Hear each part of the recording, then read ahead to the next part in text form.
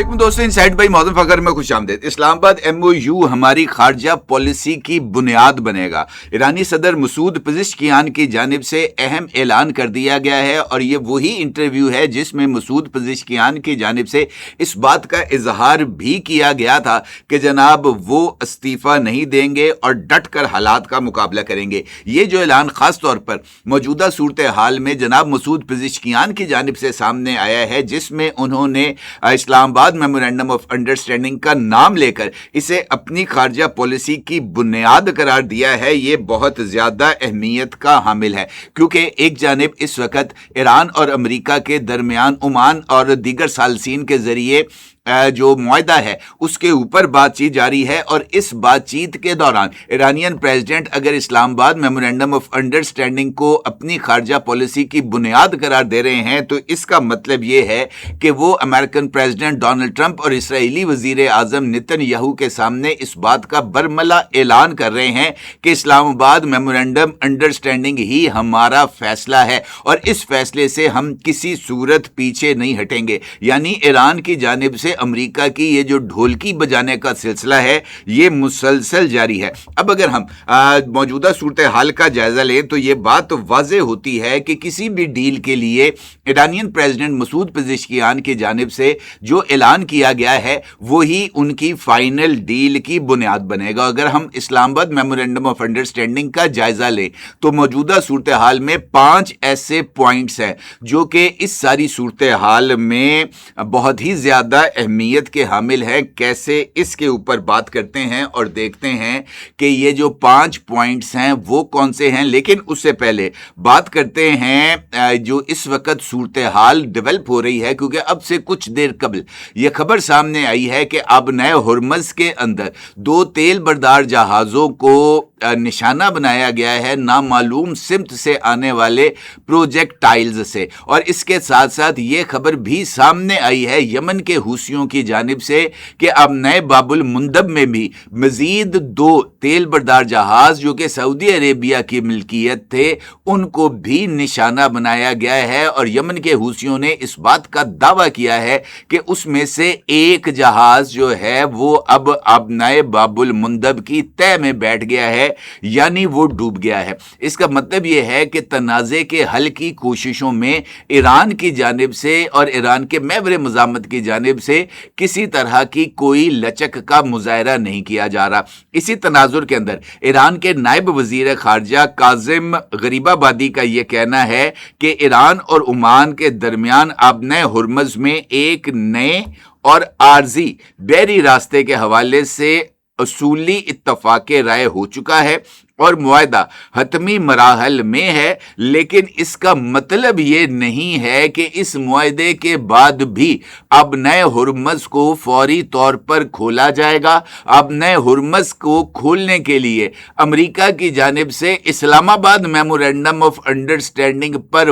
वापसी लाजमी है। इसका मतलब ये है कि इस्लामाबाद मेमोरेंडम ऑफ अंडरस्टैंडिंग इस वक्त ईरानी हुकूमत के लिए एक ऐसी बेसलाइन बन चुका है, एक ऐसी बॉर्डर लाइन बन चुका है जिससे वो पीछे हटने के लिए तैयार नहीं है। काजिम गरीबाबादी का यह भी कहना था कि ज़ेरे गौर नया रास्ता एक आर्जी इंतजाम है और अगर ये मुफाहमत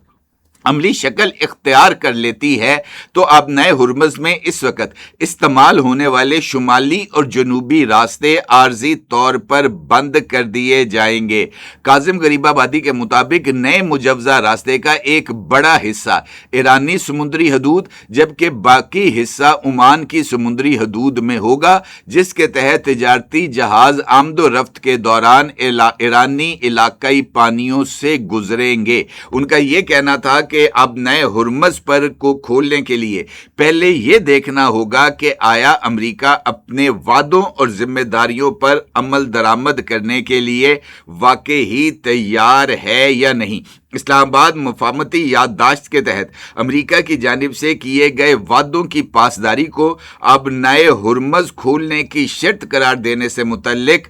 سوال پر کاظم غریب آبادی کا یہ کہنا ہے کہ یہ ایک ضروری شرط ہے اور محض یہ ایک شرط بھی کافی نہیں، ایران کی جانب سے کچھ اور پہلو بھی سامنے لائے جا رہے ہیں۔ اس کا مطلب یہ ہے کہ یہ جو صورتحال اس وقت ڈیولپ ہو رہی ہے یہ بہت ہی زیادہ اہمیت کی حامل ہے۔ اگر ہم غور کریں تو حقیقت میں اس وقت امریکہ کے پاس اور امریکن پریزیڈنٹ ڈونلڈ ٹرمپ کے پاس آپشنز ختم ہو چکے ہیں۔ ان کے پاس اس کے علاوہ اور کوئی آپشن نہیں ہے کہ وہ ایران کے ساتھ سفارتی طریقے سے معاملے کو حل کرے، کیونکہ سیاسی محاذ پر وہ شکست کھا چکے ہیں۔ جنگی محاذ پر بھی ایران نے امریکہ کو دھول چٹا دی ہے، اور اب خود امریکہ اس بات کو تسلیم کرنے پر مجبور ہو چکا ہے کہ اس کے لانگ رینج میزائلز اور اس کے ایئر میزائل ڈیفنس سسٹم کے لیے انٹرسیپٹر میزائلز ختم ہو چکے ہیں۔ اس وقت امریکہ ایران کے حوالے سے زمینی لڑائی لڑنے کی پوزیشن میں بھی نہیں ہے، اور اگر وہ زمینی لڑائی لڑتا ہے تو اس کے فوجی مریں گے، ان کے تابوت واشنگٹن جائیں گے، اور امریکہ کو مزید فوجی بھی طلب کرنا پڑیں گے، اور وہ مزید فوجی بھی تابوتوں میں ہی واپس واشنگٹن جائیں گے۔ اس کا مطلب یہ ہے کہ امریکہ کے اوپر اس وقت ایران سے زیادہ دباؤ ہے۔ ایران کے اوپر بھی دباؤ ہے کیونکہ ناکہ بندی کی وجہ سے، جو بحری ناکہ بندی امریکہ کی جانب سے کی گئی ہے، اس کی وجہ سے ایران کی تیل کی تجارت بھی آلموسٹ رک چکی ہے، اور ایران کا ڈارک فلیٹ بھی اس وقت ان ایفیکٹو ہو چکا ہے۔ لیکن ایران اس وقت ایک ایسی پوزیشن پر ہے جس کی بنیاد پر وہ اپنی ٹرمز اینڈ کنڈیشنز کو زیادہ بہتر انداز میں ڈکٹیٹ کرا رہا ہے، اور یہی وجہ ہے کہ سینٹ کام کی جانب سے ایک ای میل، جس پر میں نے ایک ویڈیو میں آپ کے ساتھ ذکر کیا تھا CNN کی رپورٹ کے مطابق، جس میں کہا گیا ہے کہ جناب تخلیقی آئیڈیاز دیں کیونکہ ہم روایتی جنگ میں ایران کو شکست دینے میں ناکام ہو چکے ہیں۔ اہم بات یہ ہے کہ اس سارے پرسپیکٹو کے اندر یہ جو میں نے آپ کو ماضی کی چند باتیں بتائی ہیں، اس کا بنیادی مقصد یہ ہے کہ موجودہ صورتحال کا ہم احاطہ کر سکیں اور یہ دیکھ سکیں کہ یہ جو اسلام آباد میمورینڈم آف انڈرسٹینڈنگ ہے، جس پہ مسعود پزشکیان صاحب کی جانب سے واپسی کا اعلان کرتے ہوئے اسے ایرانی خارجہ پالیسی کی بنیاد قرار دیا گیا ہے مستقبل کی، اس میں ایسے کون سے 5 پوائنٹس ہیں جو کہ سب سے زیادہ اہمیت کے حامل ہیں۔ میرے نزدیک اس میں جو ایک امپورٹنٹ نقطہ ہے وہ اس کا آرٹیکل 8 ہے۔ آرٹیکل 8 کے اندر جو یہ اسلام آباد میمورینڈم آف انڈرسٹینڈنگ ہے، اس میں کہا گیا ہے کہ تعمیر نو اور معاشی امداد، یعنی امریکہ علاقائی شرکاء کے ساتھ مل کر ایران کی تعمیر نو اور معاشی ترقی کے لیے $300 ارب کے منصوبے کا فریم ورک طے کرے گا۔ اس کا مطلب یہ ہے کہ ایران یہ سمجھتا ہے اور دنیا کو یہ بات باور کرانا چاہتا ہے کہ ایران جارحیت کا شکار ہوا ہے، اور جار ملک کو ایران کے اندر ہونے والی تباہی کا جو ازالہ ہے وہ کرنا پڑے گا، اور اس کے لیے $300 ارب ایران کے اندر تعمیر نو میں خرچ کرنا پڑیں گے۔ اگر ہم دوسرے ایسپیکٹ کی بات کریں تو اس آرٹیکل کے اندر جو ہے وہ آرٹیکل 10، وہ اس میں یہ بات کہی گئی ہے، جو دوسرا آرٹیکل ہے، کہ ایران اپنے اس موقف کا اعادہ کرتا ہے کہ وہ ایٹمی ہتھیار نہیں بنائے گا، نیز یورینیم کی افزودگی اور ذخائر کے مستقبل کا فیصلہ IAEA کے فریم ورک میں باہمی اتفاق سے ہوگا۔ حتمی معاہدے تک ایران اپنے ایٹمی پروگرام میں کوئی نئی پیش رفت نہیں کرے گا، اور امریکہ کوئی نئی پابندیاں یا مزید فوج تعینات نہیں کرے گا۔ اگر ہم اس نقطے کو دیکھیں تو اس میں ایران نے اس بات کا اظہار کیا ہے کہ وہ ایٹمی ہتھیار بنائے گا، نہ ہی ایٹمی ہتھیار خریدے گا۔ ایران نے نیوکلیئر مٹیریل کے خاتمے پر بات چیت پر آمادگی کا اظہار کیا ہے، البتہ ریسرچ پرپزز، نیوکلیئر میڈیسنز اور ایٹمی ریئیکٹرز کے لیے فیول کی تیاری کے لیے جو یورینیم انریچمنٹ ہے وہ جاری رہے گی۔ البتہ امپورٹنٹ بات یہ ہے کہ اس میں ایران کی جانب سے یہ اظہار کرتے ہوئے اس بات کا ذکر بھی کیا گیا ہے کہ امریکہ ایران کے اوپر کوئی نئی پابندیاں یا اس ریجن کے اندر یعنی ایران کے ساتھ جو منسلک عرب ممالک ہیں وہاں پر مزید فوج بھی تعینات نہیں کرے گا۔ اس کا مطلب یہ ہے کہ ایران ایک ایسے نئے ریجنل فریم ورک کی جانب پیش قدمی کرنا چاہتا ہے جس کی بنیاد پر خلیجی ممالک کے اندر جو سیکیورٹی کے ایشوز ہیں ان کو امریکہ کے ذریعے حل کرنے کی بجائے ریجنل فریم ورک کے ذریعے ان تمام ایشوز کو ایڈریس کیا جائے۔ اسی طریقے سے یہ جو اسلام آباد میمورینڈم آف انڈرسٹینڈنگ ہے اس کا آرٹیکل 4 یہ کہتا ہے کہ امریکہ فوری طور پر ایران کی بحری ناکہ بندی ختم کرنے کے عمل کو شروع کرے گا اور 30 دن کے اندر مکمل طور پر ختم کر دے گا۔ اس کا مطلب یہ ہے کہ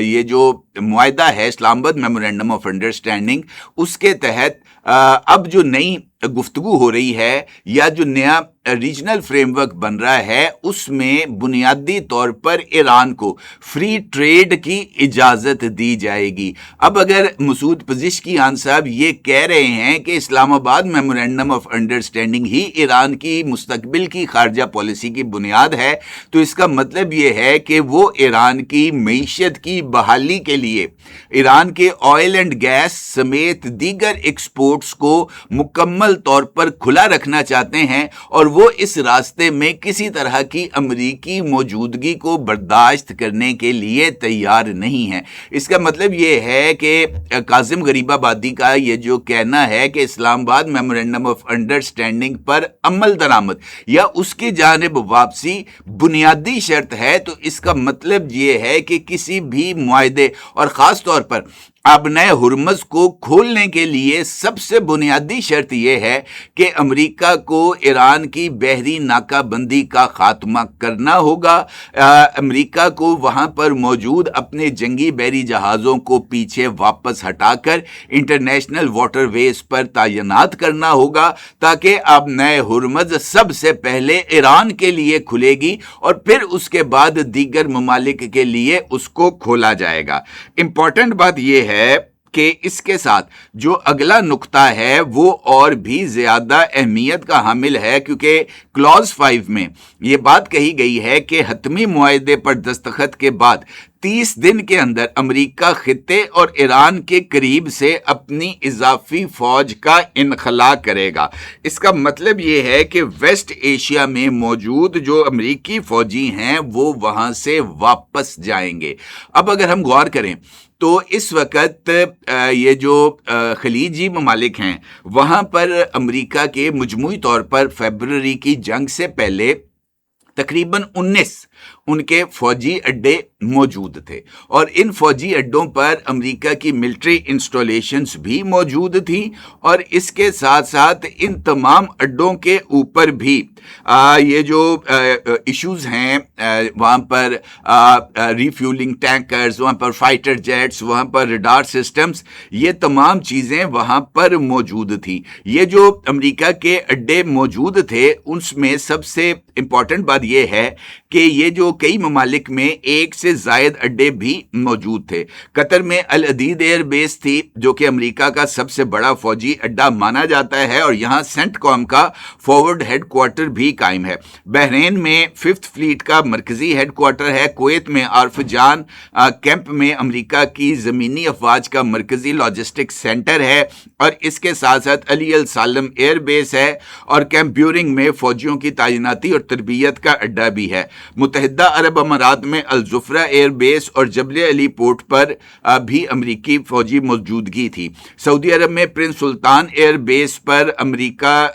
کے پیٹریاٹ اور تھائیڈ میزائل ڈیفنس سسٹم اور ایئر ڈیفنس یونٹس تعینات تھے اور یہاں پر بھی امریکی ایئر ریفیولنگ ٹینکرز بھی موجود تھے۔ اس کے ساتھ ساتھ اردن میں مفاقل سرتی ایئر بیس، شام اور عراق کے سرحدی علاقوں میں فضائی آپریشنز اور انٹیلیجنس مشنز کے لیے ایک مرکزی اڈا تھا۔ عراق کے اندر الاسد ایئر بیس اور اربیل ایئر بیس میں بھی امریکہ نے اپنے فوجیوں کو تعینات کر رکھا تھا۔ اس وقت صورتحال یہ ہے کہ 19 میں سے جو اس وقت امریکہ کے آپریشنل اڈے موجود ہیں وہ محض 3 ممالک میں ہیں، ان میں سے بحرین ہے، کویت ہے اور اردن ہے۔ اس کے علاوہ باقی مڈل ایسٹرن کنٹریز نے اپنے جو اڈے ہیں ان کو ایران کے خلاف استعمال کرنے سے روک دیا ہے، اور یہاں پر موجود جو امریکہ کے ملٹری اثاثے اور فوجی تھے ان کو اردن اور اسرائیل منتقل کر دیا گیا ہے۔ اس کا مطلب یہ ہے کہ ایران کی جانب سے اس بات کا اظہار کر دیا گیا ہے کہ مستقبل کے اندر خلیجی ممالک کی جو سیکیورٹی ہے اس میں خلیجی ممالک کے لوگوں کا، ان کے ممالک کا ہاتھ ہوگا، اور یہ جو ریجنل سیکیورٹی فریم ورک ہے وہ ایران دیگر خلیجی ممالک کے ساتھ مل کر تیار کرے گا۔ اس کے ساتھ ساتھ یہ نقطہ بھی اہمیت کا حامل ہے کہ اب نئے ہرمز کے حوالے سے بھی یہ جو اسلام آباد میمورینڈم آف انڈرسٹینڈنگ ہے اس میں واضح طور پر اس بات کا اظہار کیا گیا ہے، اور کسی طرح کے ifs اینڈ بٹس اس میں موجود نہیں ہیں۔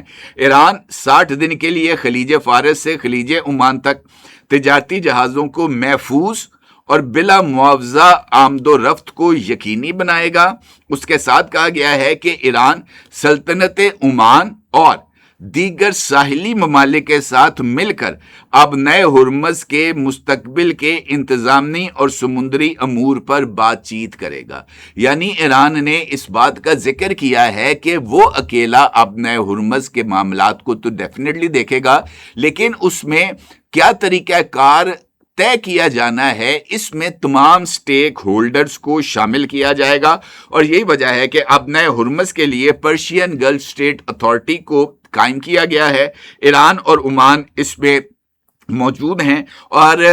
اسلام آباد میمورینڈم آف انڈرسٹینڈنگ میں فیس کی وصولی کا آپشن رکھا گیا ہے، یہ کہتے ہوئے کہ ابتدائی 60 دن کے اندر یہ بلا معاوضہ ہوگی، اور اس کے بعد یہ معاملات جو یہاں سے پیسے اکٹھے ہوں گے وہ دیکھا جائے گا کہ وہ کس طریقے سے دیگر ساحلی ممالک کے ساتھ مل کر ان کا استعمال کیا جانا ہے۔ اب ہم اگر پاکستان کے پرسپیکٹو سے اب بات کریں تو یہ بات اہمیت کی حامل ہے کہ یہ بار بار ذکر کہ اسلام آباد میمورینڈم آف انڈرسٹینڈنگ، اس کا مطلب یہ ہے کہ ایران مستقبل کا جو ریجن کا ایک نیا سیکیورٹی ارینجمنٹ کو آرکیٹیکٹ کر رہا ہے اس میں پاکستان کا بڑا امپورٹنٹ رول ہے، خاص طور پر اس انڈرسٹینڈنگ کے بعد جس میں ایران کی جانب سے اس بات کا اظہار کیا گیا ہے کہ ایران نہ ایٹم بم بنائے گا نہ ہی ایٹم بم کسی تیسرے ملک سے حاصل کرے گا۔ اس کا مطلب یہ ہے کہ ریجنل ممالک کو یہ بات باور کرائی گئی ہے کہ ایران ایٹمی امبیشنز نہیں رکھتا، تاکہ مڈل ایسٹ کے مختلف ممالک کے اندر یہ جو اٹامک ریس ہے اس کا آغاز نہ ہو، لیکن وہ اپنی اس سیکیورٹی فریم ورک میں ایک ایسے اسلامی ملک کو رکھنا چاہتا ہے جس کے پاس نیوکلیئر پاور ہو، یعنی وہ پاکستان کی نیوکلیئر پاور کو پورے مڈل ایسٹ اور ویسٹ ایشیا کے لیے ایک نیوکلیئر امبریلا کے نیچے لانا چاہتا ہے، تاکہ مستقبل کے کسی بھی اسرائیلی جارحیت کے حوالے سے یہ جو امبریلا ہے یہ تمام ریجنل ممالک کو سیکیور کر سکے۔ اس کا مطلب یہ ہے کہ مستقبل کے سیکیورٹی منظر نامے میں پاکستان کا ایک اہم کردار ہے، اور یہی وجہ ہے کہ ایران پاکستان کو مسلسل اپنے ساتھ انگیج رکھ رہا ہے، اور یہی وجہ ہے کہ ایران اس معاہدے پر حتمی طور پر عمان کے ساتھ جو اب نئے ہرمز پر ہو رہا ہے اس پر دستخط کرنے سے پہلے اپنے وزیر خارجہ کو پاکستان بھیج رہا ہے، تاکہ عباس عراقچی صاحب یہاں کی لیڈرشپ کے ساتھ ان تمام ایشوز کے اوپر سیر حاصل گفتگو کر کے ان کو اپنے اقدامات کے حوالے سے اعتماد میں لے سکیں، اور عباس عراقچی صاحب کے آنے کے بعد پاکستان کے وزیر اعظم اور army chief field marshal Syed Asim Munir صاحب یہ سعودی عربیہ جائیں گے، تاکہ سعودی عربیہ کو یہ جو ساری کی ساری صورتحال ہے اس سے آگاہ کیا جا سکے، اور چونکہ ایک نیا سیکیورٹی ارینجمنٹ بننا ہے جس میں تمام محاذوں پر جنگ کا خاتمہ ہے، تو اس میں یقینی طور پر لیبنان، اس میں فلسطین اور یمن بھی شامل ہے۔ اس کا مطلب یہ ہے کہ یہ جو وزٹ فیلڈ مارشل اور وزیر اعظم صاحب کا ہوگا، جس میں وہ سعودی عرب کے ولی عہد جناب محمد بن سلمان صاحب سے ملاقات کریں گے، اس میں اس نئے سیکیورٹی ارینجمنٹ اور اس کے تمام ایسپیکٹس کے اوپر بھی سیر حاصل بحث کی جائے گی۔ مجھے ایسے لگتا ہے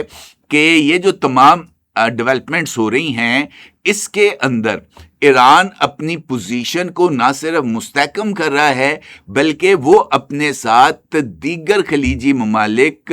ما سوائے 2 یا 3 ممالک کے، ان کو اچھے انداز میں اپنے ساتھ انگیج بھی کر رہا ہے، جو کہ مستقبل میں زیادہ اہمیت کا حامل ہوگا۔ اور اسلام آباد میمورینڈم آف انڈرسٹینڈنگ ایران کی خارجہ پالیسی کی بنیاد بننے کا مطلب یہ ہے کہ ایران کی نئی خارجہ پالیسی کے اندر اسلام آباد بھی ایک اہم ستون کے طور پر سامنے آئے گا۔ اپنی جگہ ضرور اظہار کیجیے گا۔ آپ کا بہت شکریہ۔ اللہ حافظ۔ 999 کمیونیکیشن، ڈیجیٹل میڈیا اور یوٹیوب چینلز کی دنیا میں بڑی کامیابیاں سمیٹنے کے بعد اب ویب نیوز، ویب چینل اور یوٹیوب نیوز چینل کی طرف قدم بڑھا رہا ہے، جس کے لیے ہمیں ملک بھر میں رپورٹرز کی ضرورت ہے۔ خواہش مند حضرات و خواتین نیچے دیے گئے نمبر پر رابطہ کریں۔ What's app +92 309 1226 999۔